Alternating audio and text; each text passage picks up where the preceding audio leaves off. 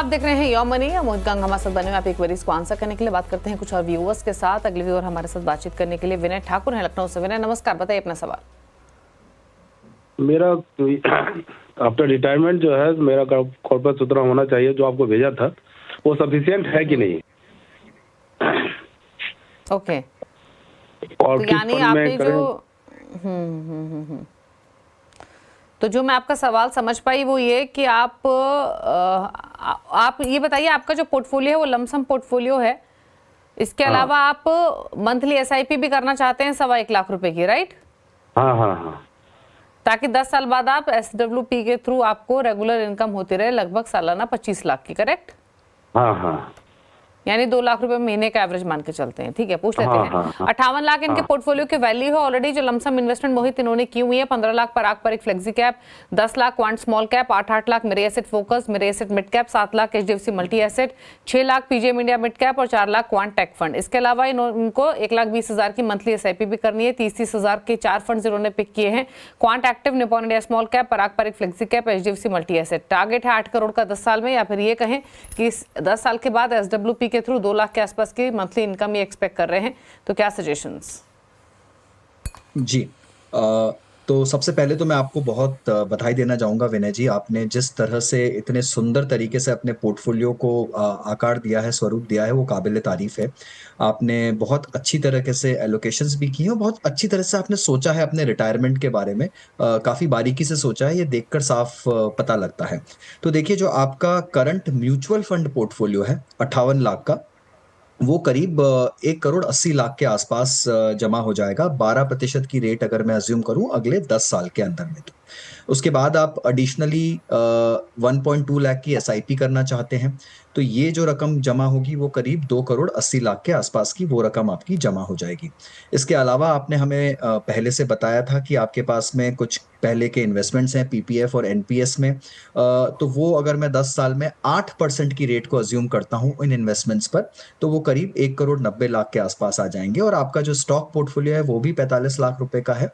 अब उसका स्वरूप मुझे पता नहीं है, बट मान के चलता हूँ कि यहाँ पर भी आप मार्केट रेट अगर अर्न करते हैं तो करीब 1.5 करोड़ के आसपास वो भी आपका पहुंच जाएगा। तो कुल मिलाकर जो आपके फाइनेंशियल एसेट्स हैं वो करीब करीब 8-8.25 करोड़ के आसपास, 8 करोड़ 14 लाख के आसपास अगले 10 साल में आपके पास जमा हो जाएंगे। तो ये एक बहुत ही अच्छी राशि, धनराशि आप जुटा पाएंगे अपने रिटायरमेंट के लिहाज से। अब बात रही आपके एसडब्ल्यूपी की, आपको सालाना करीब 25 लाख रुपए यानी मासिक तौर पर 2 लाख रुपए की आवश्यकता रहेगी।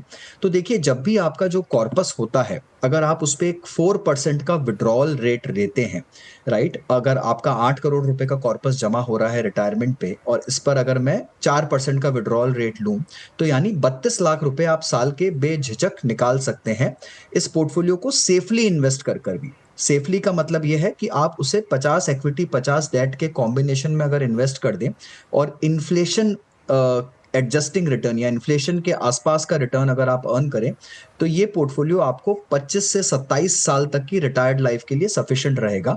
और 8 करोड़ रुपए का जो आपका कॉर्पस है वो बड़ी आसानी से आपको हर साल की 25 लाख रुपए का एसडब्ल्यूपी आप उससे कर सकते हैं। ओके, चलिए, तो ये रही सलाह आपके पोर्टफोलियो को लेकर। और क्या मैथमेटिक्स रहेगी आपके एसडब्ल्यूपी से इन्वेस्टमेंट की, कितनी निकासी आपको करनी है, वो सारी बातें आपको बताई गई हैं। बात करते हैं अगले व्यूअर से। मनोज ने एक सवाल भेजा है गाजियाबाद से ईमेल के थ्रू। 32 साल इनकी उम्र है, 10,000 की एसआईपी शुरू करना चाहते हैं, जानना चाहते हैं 10,000 रुपये हर महीने कहाँ लगाएं, किन फंड्स के साथ शुरुआत करें। बताइए मोहित, क्या सजेशंस? जी देखिए, अगर ये आपकी शुरुआत है तो मेरी राय ये रहेगी कि आप इसमें से एक अच्छा एलोकेशन लार्ज कैप में लगाएं। तो यहाँ पर निफ्टी नेक्स्ट 50 इंडेक्स फंड में मैं आपको 2,500 रुपये लगाने की सलाह दूंगा। मैं ये अज्यूम कर रहा हूँ कि लॉन्ग टर्म का एलोकेशन है, थोड़ा हाई रिस्क रिटर्न के हिसाब से भी आप इन्वेस्ट कर सकते हैं। तो यहाँ निफ्टी यूटीआई का निफ्टी 200 मोमेंटम 30 इंडेक्स फंड, उसमें 2,500 रुपये की एसआईपी। ईडलवाइज का एक्टिव मिड कैप फंड 2,500 रुपये एंड बंधन का स्मॉल कैप फंड यहाँ 2,500 रुपये, ये आपके 10,000 रुपये का एलोकेशन रहेगा। थोड़ा सा लार्ज कैप डोमिनेटेड है, करीब 25% प्योर लार्ज कैप, और जो मोमेंटम फंड है वो भी थोड़ा लार्ज कैप डोमिनेटेड है, एंड बाकी सारे मार्केट कैप का इसमें मैंने एलोकेशन दिया है। और अगर मोहित कल के दिन के लिए एलोकेशन बढ़ाना चाहें एसआईपी का, तो इन्हीं फंड्स में इंक्रीज करें या कोई नई कैटेगरी भी ऐड कर सकते हैं? देखिए, कोशिश करिए कि जहां तक हो सके इसी में इंक्रीज करें, और अगर आप चाहते हैं तो फिर एक अच्छा फ्लेक्सी कैप या मल्टी कैप फंड आप अपने पोर्टफोलियो में शामिल कर सकते हैं, और अगर एक और एलोकेशन करना है तो वो एक मल्टी एसेट फंड का होगा। उसके अलावा इन्हें किसी चीज की आवश्यकता नहीं रहेगी।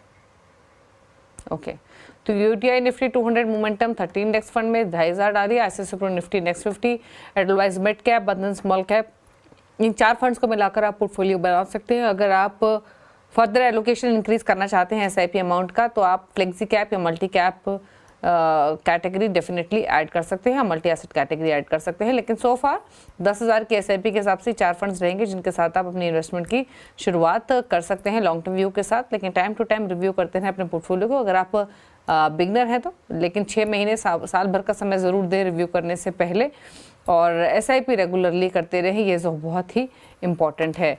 चलिए पूछ लेते हैं मोहित के भी टॉप 4 फंड्स, वो फंड्स जिनके साथ मोहित की चॉइसेस कौन सी रहेंगी, जिनके साथ आप मिलकर एक पूरा पोर्टफोलियो क्रिएट कर सकते हैं। तो मोहित बताइए आपके टॉप 4 फंड्स कौन से हैं?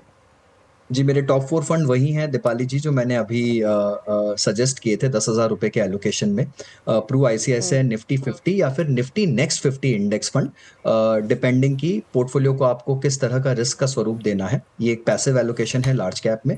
UTI Nifty 200 momentum 30 index fund, ये एक फैक्टर बेस्ड पैसिव फंड है। अगेन ये high risk high return approach वालों के लिए ही सूटेबल है, और ये लॉन्ग टर्म निवेश के हिसाब से ही सूटेबल है। बहुत ही वोलेटाइल किस्म का फंड है। Edelweiss mid cap fund active allocation mid cap sector में, and Bandhan small cap fund active allocation small cap क्षेत्र का। तो ये मेरे टॉप 4 पिक्स हैं। ओके, टॉप 4 पिक्स मोहित की तरफ से ICICI Pru Nifty next 50, UTI Nifty 200 momentum 30 index, Edelweiss mid cap और बंधन स्मॉल कैप। चलिए शुक्रिया मोहित शो में आने के लिए, सभी क्वेरीज को आंसर करने के साथ साथ अपने टॉप चॉइसेस बताने के लिए। इसी के साथ यौमनी में तो इतना ही। ब्रेक के बाद भी खबरें जारी हैं। नमस्कार।